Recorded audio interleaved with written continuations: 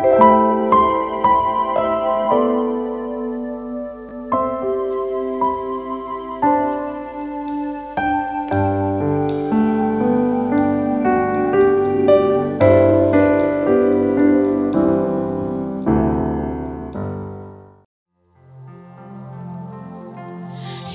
Bapak Ibu Saudara yang dikasihi Tuhan. Selamat datang di Intimacy Worship. Mari kita memuji dan menyembah Allah kita dengan segenap hati kita. Kita naikkan syukur kita yang terbaik. Mari kita berdoa. Bapa, kami bersyukur, kami berterima kasih buat hari yang Kau berikan kepada setiap kami. Kami rindu Tuhan mempersembahkan pujian dan penyembahan kami yang terbaik hanya bagi-Mu. Sebab Engkau Allah kami yang bertahta di atas segala pujian dan penyembahan kami. Dan kami percaya Engkau Allah kami Jehovah Jireh, Allah yang memenuhi setiap kebutuhan-kebutuhan kami. Dan Engkau juga Allah kami Jehovah Rafa, Allah yang menyembuhkan setiap sakit penyakit kami. Terpujilah nama-Mu Bapa. Di dalam nama Tuhan Yesus kami mengucap syukur dan berterima kasih. Haleluya. Amin.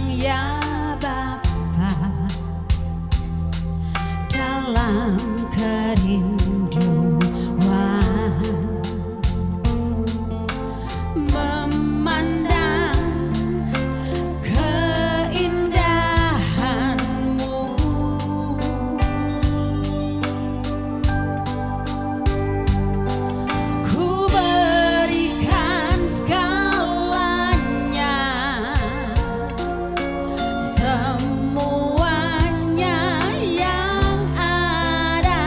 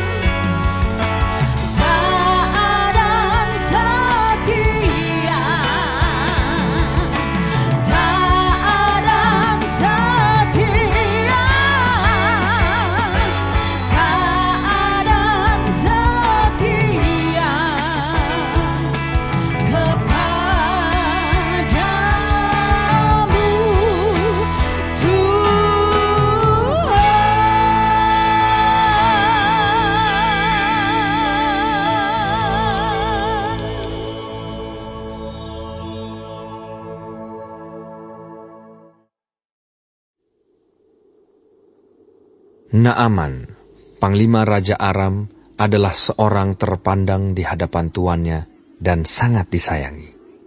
Sebab oleh dia, Tuhan telah memberikan kemenangan kepada orang Aram. Tetapi orang itu, seorang pahlawan tentara, sakit kusta. Orang Aram pernah keluar bergerombolan dan membawa tertawan seorang anak perempuan dari negeri Israel. Ia menjadi pelayan pada istri Naaman. Berkatalah gadis itu kepada nyonyanya, "Sekiranya tuanku menghadap nabi yang di Samaria itu, maka tentulah nabi itu akan menyembuhkan dia dari penyakitnya." Lalu pergilah Naaman memberitahukan kepada tuannya, katanya, "Begini-beginilah dikatakan oleh gadis yang dari negeri Israel itu." Maka jawab Raja Aram, "Baik, pergilah, dan aku akan mengirim surat kepada Raja Israel." Lalu pergilah Naaman dan membawa sebagai persembahan 10 talenta perak dan 6.000 shikal emas dan 10 potong pakaian. Ia menyampaikan surat itu kepada Raja Israel yang berbunyi, "Sesampainya surat ini kepadamu, maklumlah kiranya bahwa aku menyuruh kepadamu Naaman, pegawaiku, supaya engkau menyembuhkan dia dari penyakit kustanya." Segera sesudah Raja Israel membaca surat itu, dikoyakannya lah pakaiannya, serta berkata, "Alahkah aku ini yang dapat mematikan dan menghidupkan, sehingga orang ini mengirim pesan kepadaku, supaya ku sembuhkan seorang dari penyakit kustanya? Tetapi sesungguhnya, perhatikanlah dan lihatlah, dia mencari gara-gara terhadap aku." Segera sesudah didengar Elisa, abdi Allah itu, bahwa Raja Israel mengoyakkan pakaiannya, dikirimnyalah pesan kepada Raja, bunyinya, "Mengapa engkau mengoyakkan pakaianmu? Biarlah ia datang kepadaku, supaya ia tahu bahwa ada seorang nabi di Israel." Kemudian datanglah Naaman dengan kudanya dan keretanya, lalu berhenti di depan pintu rumah Elisa.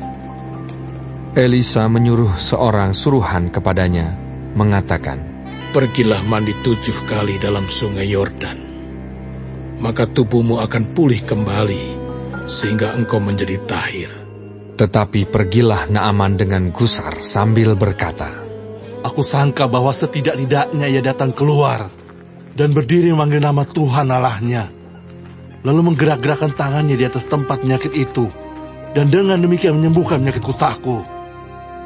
Bukankah Abana dan Parpar, sungai-sungai Damsik, lebih baik dari segala sungai di Israel?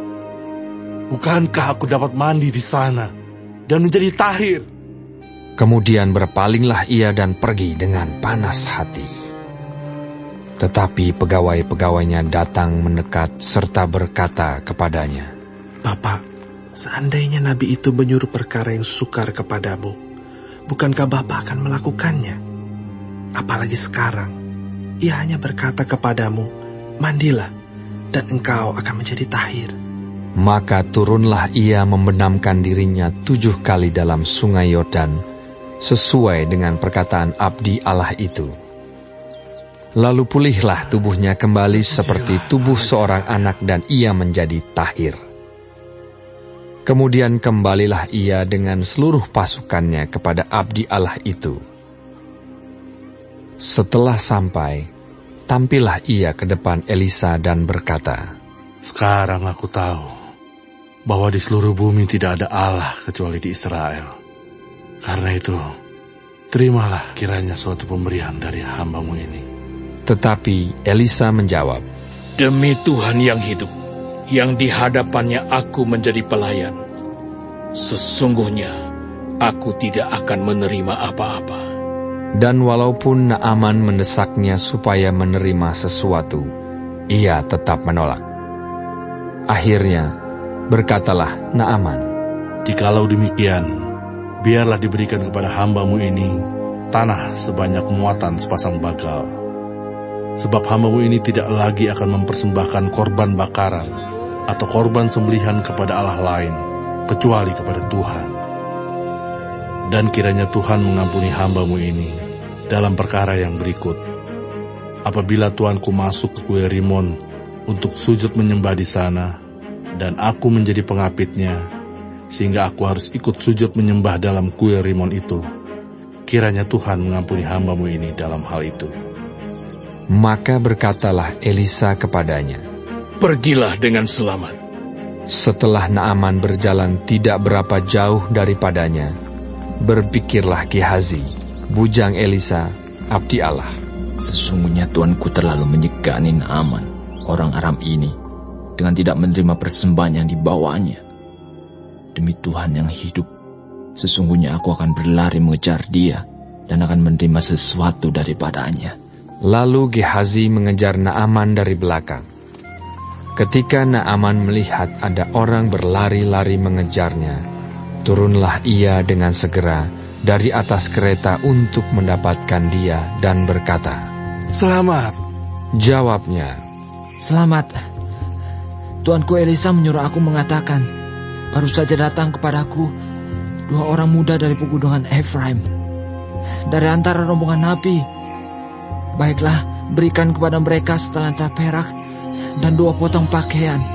Naaman berkata, "Silakan, ambillah 2 talenta." Naaman mendesak dia dan membungkus 2 talenta perak dalam 2 pundi-pundi dan 2 potong pakaian, lalu memberikannya kepada 2 bujangnya. Mereka ini mengangkut semuanya di depan Gehazi. Setelah mereka sampai ke bukit, disambutnyalah dari tangan mereka, disimpannya di rumah, dan disuruhnya kedua orang itu pergi, maka pergilah mereka. Baru saja Gehazi masuk dan tampil ke depan tuannya, berkatalah Elisa kepadanya, "Dari mana Gehazi?" Jawabnya, "Hamba-Mu ini tidak pergi kemana-mana." Tetapi kata Elisa kepadanya, "Bukankah hatiku ikut pergi ketika orang itu turun dari atas keretanya mendapatkan engkau? Maka sekarang engkau telah menerima perak, dan dengan itu dapat memperoleh kebun-kebun, kebun saitun, kebun anggur, kambing domba, lembu sapi, budak laki-laki dan budak perempuan. Tetapi penyakit kusta Naaman akan melekat kepadamu dan kepada anak cucumu untuk selama-lamanya. Maka keluarlah Gehazi dari depannya dengan kena kusta, putih seperti salju.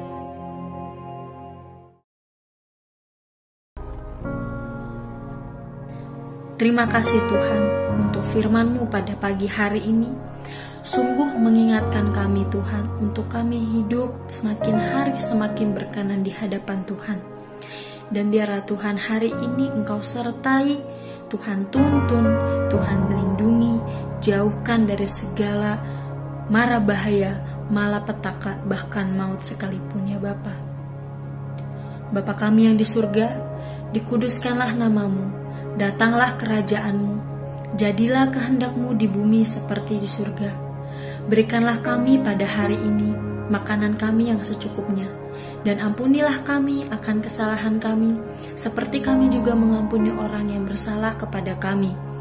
Dan janganlah membawa kami ke dalam pencobaan, tetapi lepaskanlah kami daripada yang jahat, karena Engkaulah yang mempunyai kerajaan, dan kuasa, dan kemuliaan, sampai selama-lamanya. Amin.